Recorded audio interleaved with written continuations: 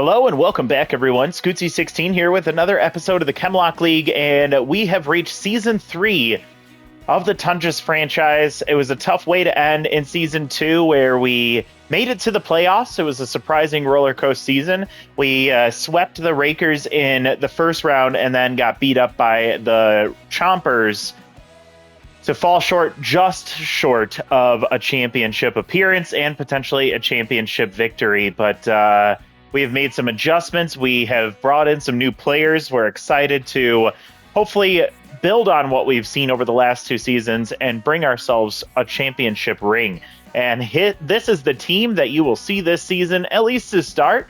Might make some roster moves down the road, but hoping that this is going to be the core that will drive us to the playoffs in year 3. And what you're also looking at is a sneak peek at the whiteout jerseys that we've created for the new season. These are going to be special uniforms that we'll use at certain times, and that will be today, as we'll be opening up the season with a home opener against the Foresters, and we're going to use the whiteout uniforms for this matchup. Now, if you missed that last video, highly encourage you to go back and check it out, as it will go ahead and give you an idea of what the team is going to look like this year and why we made some of the decisions. I won't go into all of that here today, but I will update you on a few changes to the roster. We ended up bringing in a total of 4 new offensive players and 6 new defensive pitchers. Now, some of these names are new to the team from what we had at the end of last season, but are actually former players of our team. We'll talk about those as we get to them, but we'll start at the top and work our way down. Eric Lozano will be our new starting catcher. He replaces Gadman. We love what we saw out of Gad on the defensive side, but he was pretty inconsistent offensively, and we will now be bringing in a catcher that may not be the strongest on the defensive side of things, but should hopefully prop us up so much more offensively with Tier 3 RBI Hero and Tier 3 First Pitch Slayer. On top of that, we brought in a new shortstop, and that's Wedge Stevens here.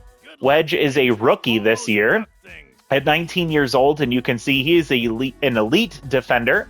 He is weak in the speed and the power department, but solid contact rating as well. He'll be our new shortstop, and you see Flip is still on the roster. That's because it's going to be shifting over to second base. So getting a little creative with the lineup in this season. So Flip will be our primary second baseman, as we didn't really have many viable options over there.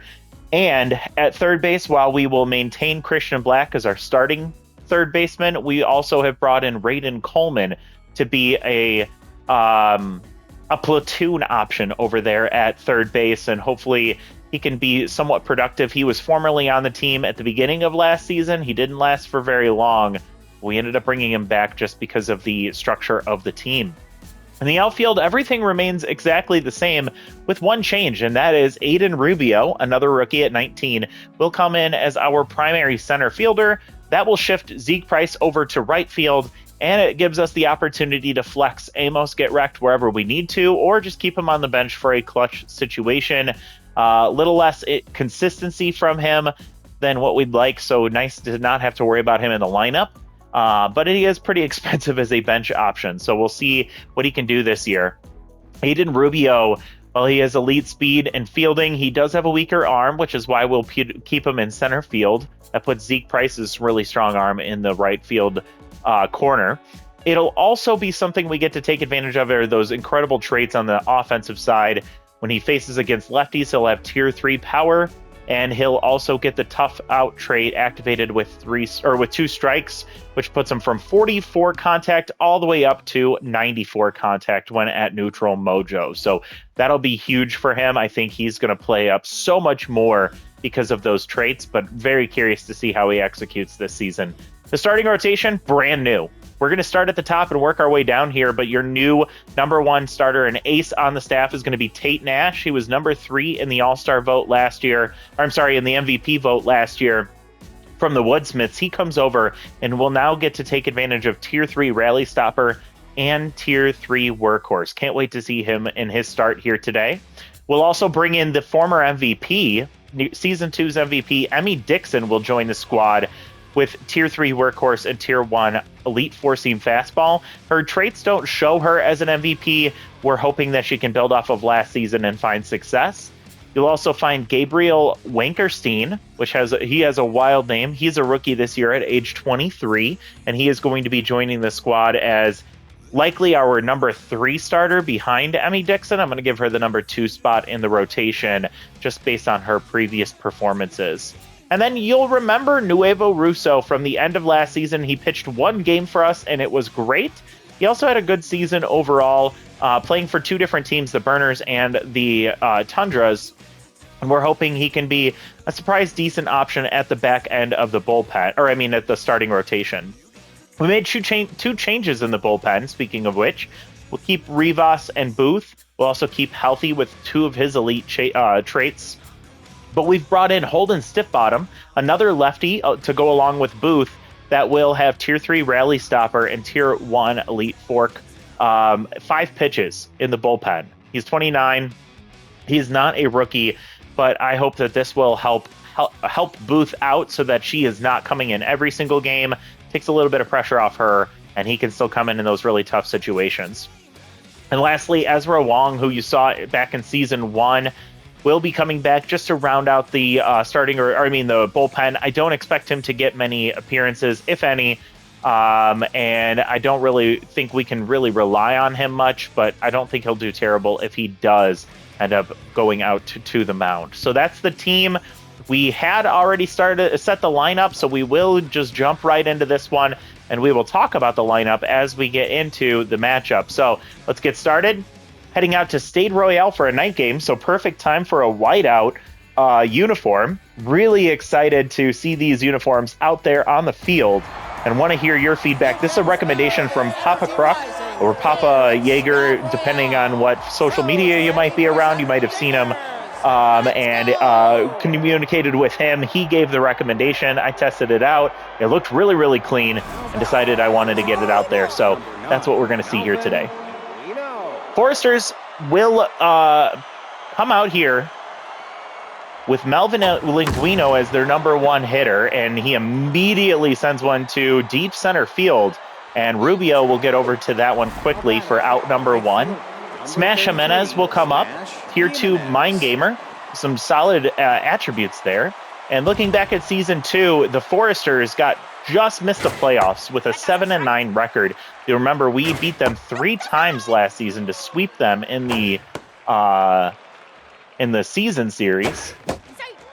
Strike 2 there with Mind Gamer, who's playing a slight role in Tate Nash's accuracy, and that will be what Smash Jimenez needs to be able to send one to deep left field for a home run. So Nash gets smashed. 409 to left field, and the Foresters strike first in the top of the first. It's a 1-0 lead for them, and that is really frustrating to see from a pitcher who was so elite last year. And now we'll see how he bounces back. Mojo doesn't change. He does have Tier 3 workhorse, so he should be able to go complete game here, as this one's sent right up to the right field wall, and Zeke Price will haul that one in just with his back up against the wall. Very, very scary situation. Elsie Proctor comes up.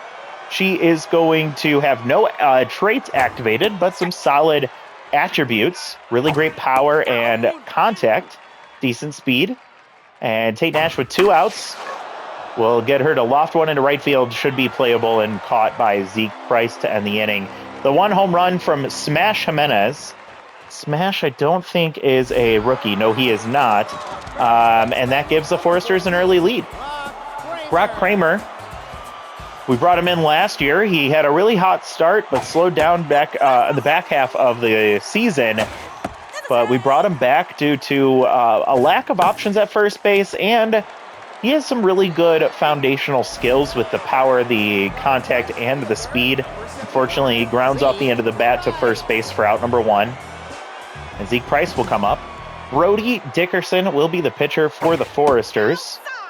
He has a Tier 2 elite curveball. Also has Tier 2 choker, so if the pressure gets high, that will impact him negatively. Price evens the count 2-2. He was our rookie of the year last year. He grounds into right field for a 1-out single. And he'll be on first for Jacques Dennis, who was the number 2 offensive player in the MVP voting, and just behind Trevor Schmidt, who just recently retired, for the number, I think, 5 overall in the MVP. Jacques Dennis swings through strike 2 and fouls one off here. It's an 0-2 count to the tier 3 bad ball hitter. Swings it one out of the zone, makes contact to stay alive. And this one off the end of the bat and will get into the glove of Lindsay. Will he make the play in time? He does. Dennis, not the speediest of runners, but it does advance the runner over to second base. And that's going to play perfectly into Eric Lozano's traits, tier 3 first pitch slayer, which is taken for a ball high, and now tier 3 RBI hero as well. Ball outside, 2-0 count. We brought him in for these specific situations. It didn't pay off with Norner West last year. Chases strike 2. It's a 2-2 count with 2 outs. And he chases strike 3 outside. So not a good start for Eric Lozano. That is really disappointing to see.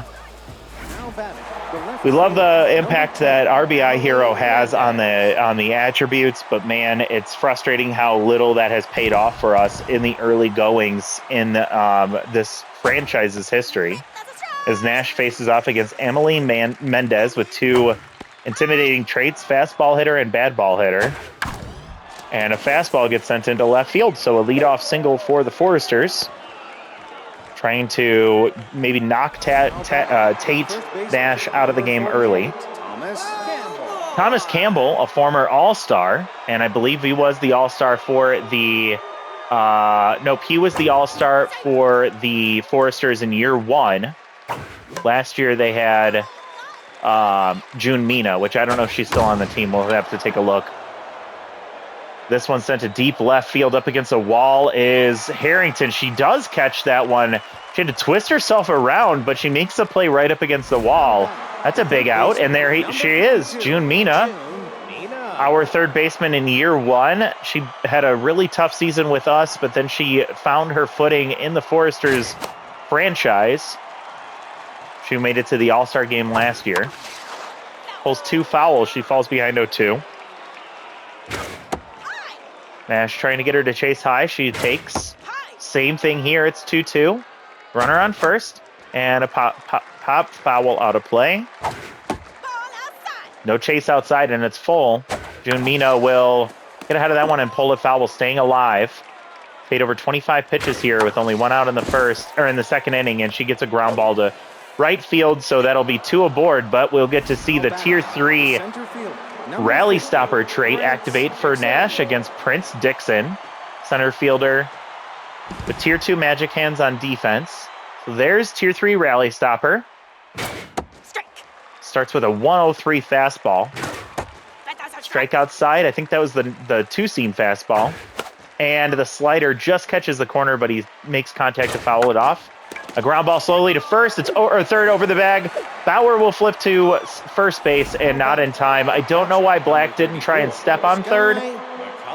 We get the out at second base. It's a fielder's choice. That'll be out number 2. Rally stopper stays active with runners on the corners for McCullough. Her first at-bat of the year. Tier 3 sprinter out of the box. Average attributes or slightly below average attributes across the board. And she lines one into center field, and that is going to get through for a base hit. So a run scores, making it a 2-0 ball game, and Rally Stopper fails to do its job here in the second inning. So Tate Nash not looking good in his first start for the Tundras. Something that I feel like we see happen all too often in these 3 seasons so far is just players underperforming their talent level and don't know what to do about it. Melvin Linguino led off by, I think, flying out or grounding. Yeah, he flew out to center field. He strikes out here way late on 97 inside, and that'll end the inning. But a run scores on a base hit from Sky McCullough, the catcher. And now a 2-run lead for the Foresters as we head to the bottom of the second. Adriana Harrington, former MVP in Season 1, had a very, very quiet Season 2, and she grounds to first base to start Season 3. That'll turn it over to our shortstop. Flip Bauer had a really hot back half of the season with 5 home runs. over the last few games. He also dealt with a shoulder injury early in the season in his rookie year. Looking to have a really solid season here, but maybe thinking a bit too much about the defensive side of things as he shifted to second base and he strikes out way late swinging on that one. And another common theme is the disappointing execution against average to below average pitchers, as no offense to Dickerson here, but outside of his velocity being in the high, maybe in the 90s or so, he doesn't really have a lot else to talk about. And you'll see Rubio here 2-2, 3-2, and you'll see the power and tough out traits activated, showing how good he can be. Late swing there, fouls it off. Full count, 2 outs. Rubio late on that one, fouls it off again. Staying alive. And a base hit to left field, so making really solid contact there. Keeps the inning alive for the Tundras as it turns it over to Christian Black, our number 8 hitter. Despite his lower attributes, he turned out to be a pretty solid producer for us as Rubio slides into second, and just ahead of the slide is the tag from Proctor to end the inning. So Rubio, in his first attempted steal, fails to come through, and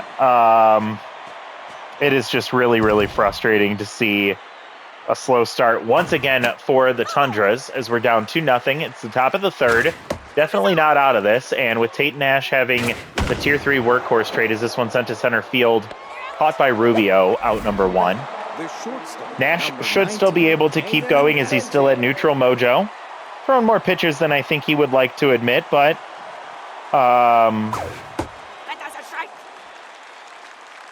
we definitely need him to settle in more than he has over the last 2 innings. A ground ball to third. Black to Kramer, out number 2. Black to Brock. 2 down for Elsie Proctor, who's 0 for 1 today.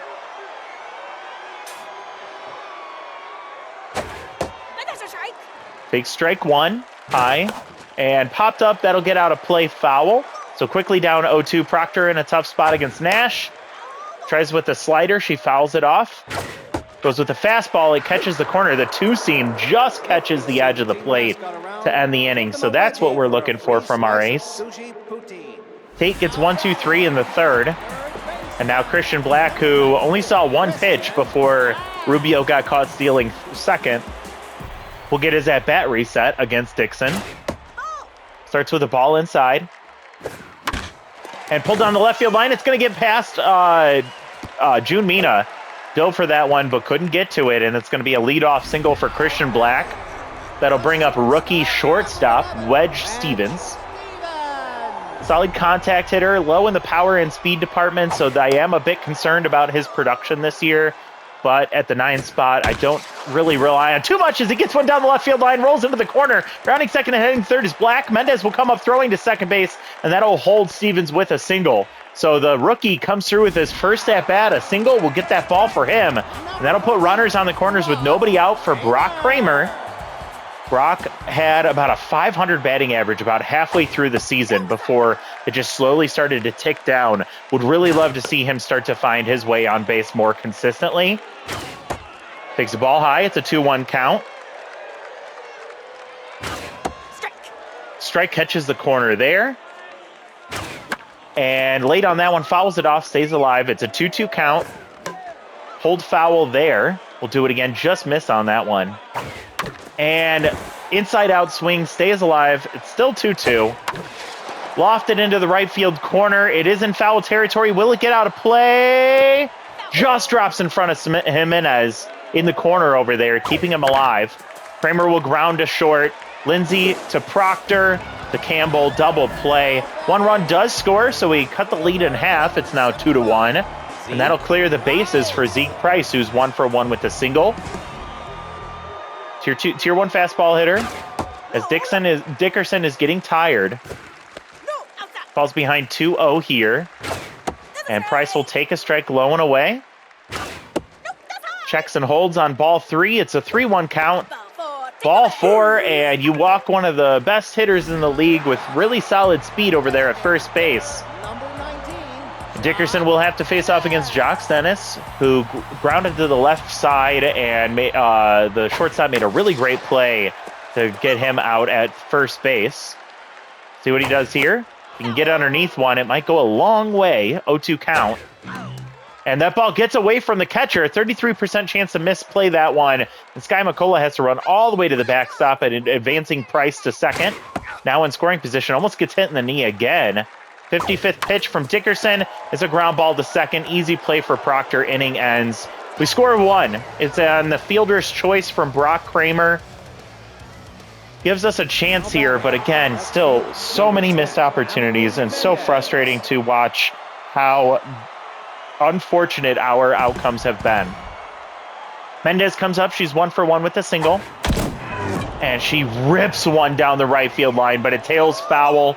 Gets into the second deck, and the whole stadium pretty much went quiet off the bat of Emily Mendez. Holy moly.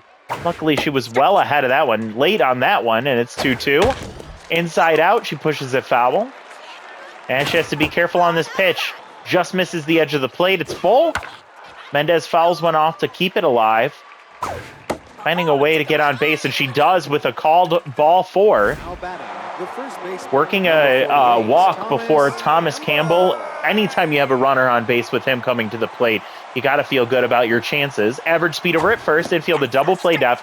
Starting with the slider for strike 1. Ball misses low. Just misses the bottom of the zone there.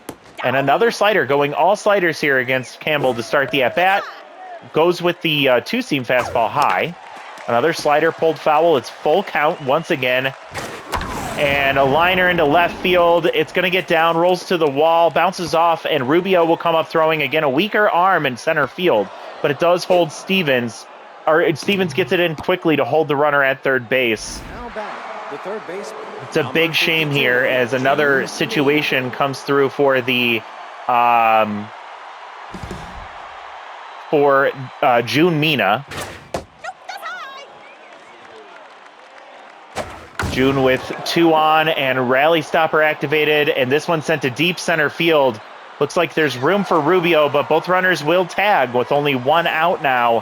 1 run scores, the other advances to third. 3-1 Foresters. Prince Dixon comes up. And Tate Nash has not looked great in his first start with the Tundras. He's still in a good spot stamina-wise. At 64 pitches, he's at about half stamina. He never got locked in. Couldn't get much more out of him as, oh my God, sent to deep right center field, and that's going to get out. A 2-run homer.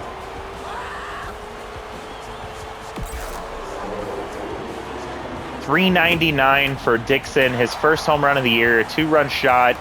Extends the lead to 5-1 for the Foresters, and feeling embarrassed here in our home park. Sky McCullough comes up. She's 1 for 1 with an RBI single.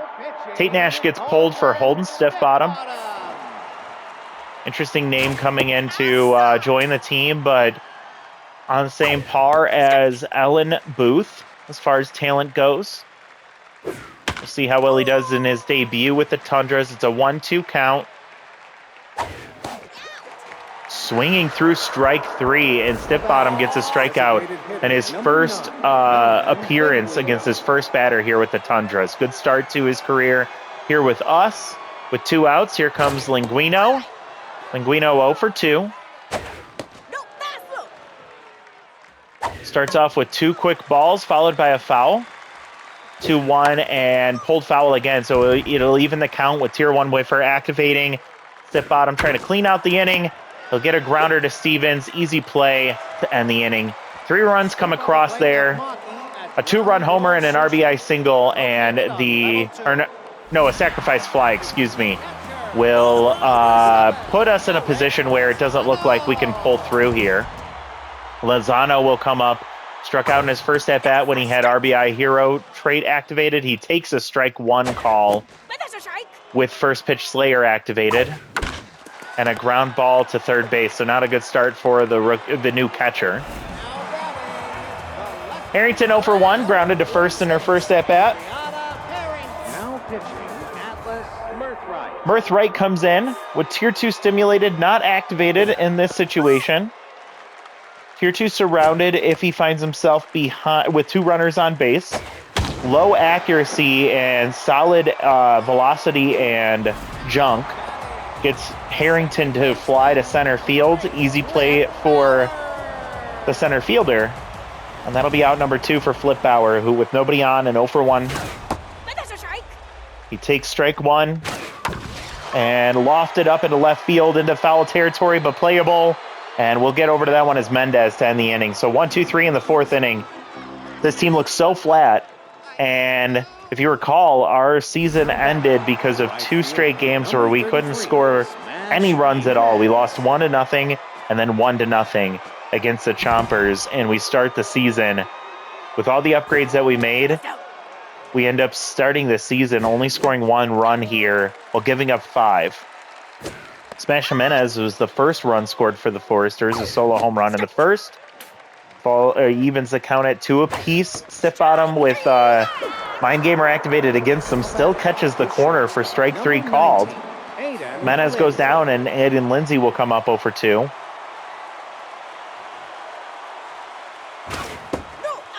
Ball misses low and away. Stiff bottom with a solid start as he's seen 3 batters and gotten 3 outs. Falls behind 2-0. Diving play from Black. He gets to it, keeps it in front of him, but not able to make the play in time. I believe we're probably going to call that yep, that's going to be a hit. Good effort from Black, but tough that he couldn't make a clean play on the dive. Puts a runner on first with low speed for Proctor, who's 0 for 2. First time coming out of the stretch for Stiff Bottom, and he's going to get a double play. So a quick chopper down to first base, and Proctor makes the play. Or I'm sorry, Kramer makes the play. Turns it around to Stevens and back to Kramer to end the inning. Likely our last chance to do any damage here. Well, I guess we'll have the top of our lineup for this next inning if we don't do much here. But Rubio will go 2 for 2 as he pulls another one down into the corner. Mendez will get it before Rubio has a chance to round for second. And it's his second single in 2 at-bats for the rookie. Last time he reached, he ended up failing to steal second base. Black comes up, had a single already as well. We'll see if Rubio tries. He does, and it's a liner. Oh, my God. Oh, what luck we have. As Christian Black lines one right to Campbell, who was holding on Rubio. Rubio halfway to second base already. Gets completely hung out to dry as he couldn't do anything to get back to first in time. It's a quick double play. And Stevens gets called out on strike 3. That one never even got close to his knees, but they said it catches the bottom of the zone. And boy, nothing is going our way. At this point, I'm only seeing it through because we won't be able to watch the second game, and we're already here in the 6th inning, so I'm just going to deal with it. But boy, what a frustrating way to see our season start. A liner into left field, so it was a leadoff single and a mojo boost. Mendez will reach for, I think, the second, maybe third time today. She's locked in, and Campbell comes up 1 for 2 with a double. I believe he scored on the home run a couple innings ago. And Holden Stiff Bottom locked in as well. Gets him swinging through strike 3, chases way low and away. Third baseman, number 52, June Mina. Mina comes up. She's 1 for 1 with a single and an RBI. This is only her second at bat. She didn't walk, did she? Oh, she had a sacrifice fly. She singled, and then the RBI came on the sacrifice, which is her second plate appearance. 0-2 count, and lofted into center field with 1 out. Runner was taking off and now has to retreat back to first base as Rubio catches that one. 2 down in the top of the 6th for Prince Dixon, who had a 2-run homer in his last at-bat. Comes up in a high-pressure situation. Stiff Bottom still locked in. Approaching 30 pitches, so running out of juice here, but should have enough to at least get through this last batter. Ball misses low and away. Way outside on the fork. So it'll be a 2-1 count with 2 outs. And lofted into left field will get down for a base hit, so it keeps the inning alive. Stiff Bottom gets even more tired here as he's still locked in, but has to face off against Sky McCullough. Her third at-bat of the day. She's got an RBI single already. Max pressure, we move to Ellen Booth, the other elite pitcher in our bullpen, and she'll have Tier 3 rally stopper. First pitch swinging, pulled foul. Strike catches on the two-seam, and ball misses high. Fastball low and in, it's pulled foul. 1-2 count with 2 outs, 2 on. Booth gets a grounder through the left side, but pulled out of position with Stevens. Runner comes rounding third and heading home. Stevens cuts it off, and the runner scores. RBI single. Keeps the line moving, and Stiff Bottom will be credited with his first run allowed. It's an earned run. Ellen Booth has a tendency to allow runners to score, despite having the rally stopper trait, and they, of course, don't get credited to her. Diving play from Stevens. He gets up, throws to first in time, out number 3, but not before a run scores. And a big deficit for the Tundra's offense. They've only scored 1 run and 5 hits through 5 innings. They have to put up 5 more runs, and they only have 3 outs to work with in order to make that happen. We'll see what we can do here, starting with the top of our lineup. Kramer, who's 0 for 2. We'll start with a ball low. 5 pitches from Mirthright. So got a good pitch mix to getting the hitters to keep guessing. Brock fouls a couple off, and it's 1-2 count. Ball taken high. Way outside, swings through strike 3. Kramer looks awful today. Luckily, if anybody is going to be productive, Zeke Price, who's 1 for 1 with a single and a walk. He's reached base twice. Mirthright's locked in. We'll see what he can do against Price here. The strike catches on the screwball. Ball low. 2-1 count to Price. It's a 3-1 count. Good spot for him to try and take advantage of a good pitch. He's well ahead of the screwball there. It's full. And he pops one up foul territory. Mendez running after that one, and he will haul that in, or she will haul that in foul territory. Oh my God. Oh, I'm so frustrated. Dennis comes up. He's 0 for 2. Best hitter in our lineup last year, pops up into center field, and that'll end the game. No, anticlimactic. We lose 6-1. Nothing to talk about here. 5 hits from our team, 1 from Price. He also reached on a walk. 2 hits from Rubio in his debut. A hit from Stevens in one of his 2 plate appearances. And Christian Black, he gets a hit and a run scored. And no RBIs to speak of. Why was that? I can't remember where we scored that run that it didn't count. Oh, it was the ground ball double play from Kramer. It was a fielder's choice. Apparently that doesn't allow him to get credited with the RBI. Home run from Jimenez, another one from Dixon, 2 RBIs for him, 2 RBIs for McCullough, an RBI for Mina, 2 hits for Mendez. Just they had their way with us, and we still have another game to face off against them. Nash gets the loss in his debut with the team. He goes 3 1/3, 6 hits, 5 earned runs, allowed 2 home runs. He walked 1 and he struck out 2. Stiff Bottom looked good. Ran out of steam there in the 6th inning, and Booth allowed that earned run of his. He goes 2 1/3, giving up 3 hits and 3 strikeouts, and then Booth gets 1 hit, allows a hit that allowed the run to score for Stiff Bottom, and then he gets an out. On the other side, Dickerson pitched really well against us. 3 1/3, 4 hits, 1 walk, 1 earned run, and 2 strikeouts, and Mirthright finishes it off. Gets the win, going 2 2/3. 1 hit, 2 strikeouts. The reason why Dickerson doesn't get the win, with a 6-inning game, a starting pitcher has to go at least 4 innings to be credited with the win. So Dixon, then Mendez, then McCullough for the Foresters, and we lose our home opener in Season 3.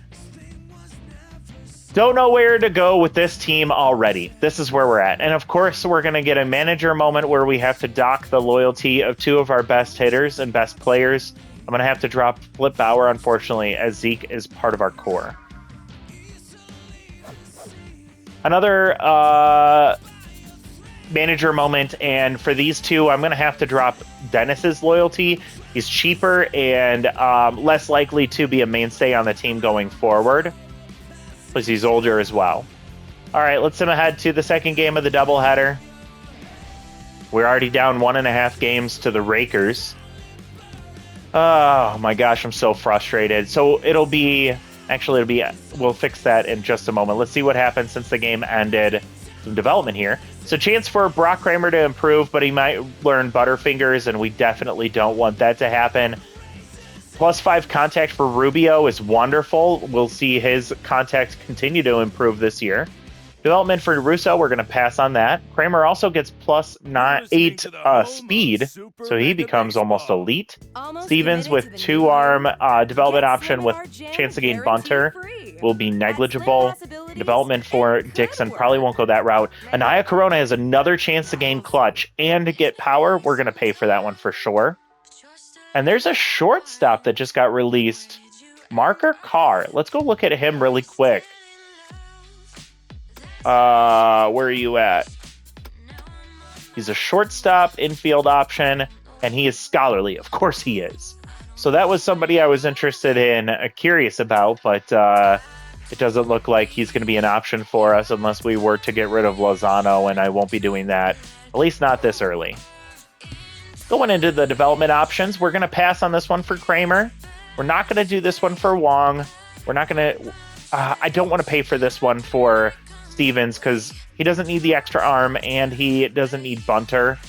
Doesn't matter if he got it, but we definitely don't need it. I am going to pay for this one for Corona. She needs an increase to her power, and getting tier 3 clutch would absolutely be clutch. So let's pay for this one right now. 3 power, chance for 5 more. She won't get that roll. 15% chance for clutch, and she won't get that either. That is a shame. Could have gotten really, really good, really fast for us. And I'm going to pass on these other options here. We are a little bit more restricted in our development dollars because we're at 9.2 million now, so we can't spend as freely as we have in the past few seasons. So as much as I'd like to improve Kramer's contact, I don't think it's at the risk of gaining Butterfingers, so we're going to hold off on that. And that, I think, will... I was going to say do it for this video, but actually before we finish up, let's go ahead and set the lineup for the next game of the doubleheader, which if you are catching our franchise series for the first time, I like to run these doubleheaders in separate videos, but one right after the other. So you'll see this video come out, or the next video come out about an hour after this one was scheduled. So if you're watching this right when it drops, go check out Refresh My Channel, and you probably will find it there. Okay, so right out of the gate, we already have a tense Brock Kramer, so we can swap him with Jacques Dennis. We can put Kramer on the bench for now, and we can bring in Get Wrecked for one game for Kramer to get settled back in, and it looks like Nash is also tense, which is unfortunate.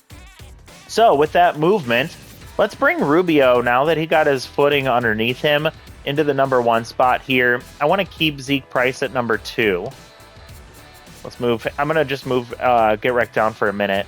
Actually, can we try Harrington back at 2? She's felt like she liked that one for a little bit, but she started to fall off, so I'm hoping maybe she can get back to a rhythm here. Zeke Price in the 3 spot's fine with me. Jack Dennis had a very ugly first game.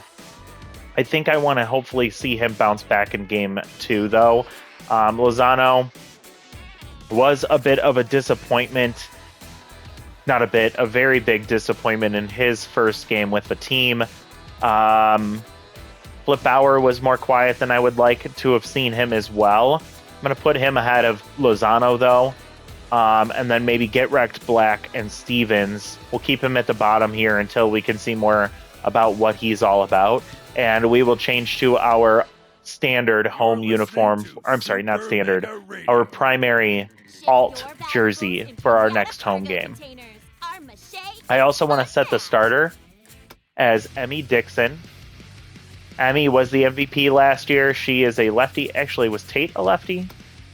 No, he was a righty. We have just the one lefty starter in Dixon here. So she's going to actually get the start in this next matchup solely because she was the MVP last year. And if we can find success with her this year, then we have a huge, huge advantage with our rotation. So she'll get the advantage over Wankerstein, who's a rookie. He'll go in game 3 with Russo going in game 4. And gosh, I'm hoping that what we saw in that game was just an anomaly and that this team won't struggle like that going forward. But not a great way to start the season as we lose 6-1 against the Foresters at home. And now we have to turn around and face off with them again for the second game of the doubleheader. So, and look at that. We'll get to see Leonardo Owens for the Rakers in game 3 this year. So that'll be interesting as well. But thank you so much for watching. I know it wasn't a great outcome, but if you like the new team, if you like the new uniforms, please like the video. And if you are enjoying the content, please subscribe to the channel for more. Don't miss out on any other series or videos that I'm dropping on the channel. And of course, would love to hear your comments down below on your thoughts with this team. If you have any thoughts on the uniforms, other ideas for uniforms or logos that you think would be interesting, and other ideas for a series you'd like to see on the channel. But thank you so much for watching. Welcome to the beginning of Season 3. Let's hope it's not as much of a roller coaster as last year, but thank you so much for watching. We'll see you next time, everybody. Bye-bye.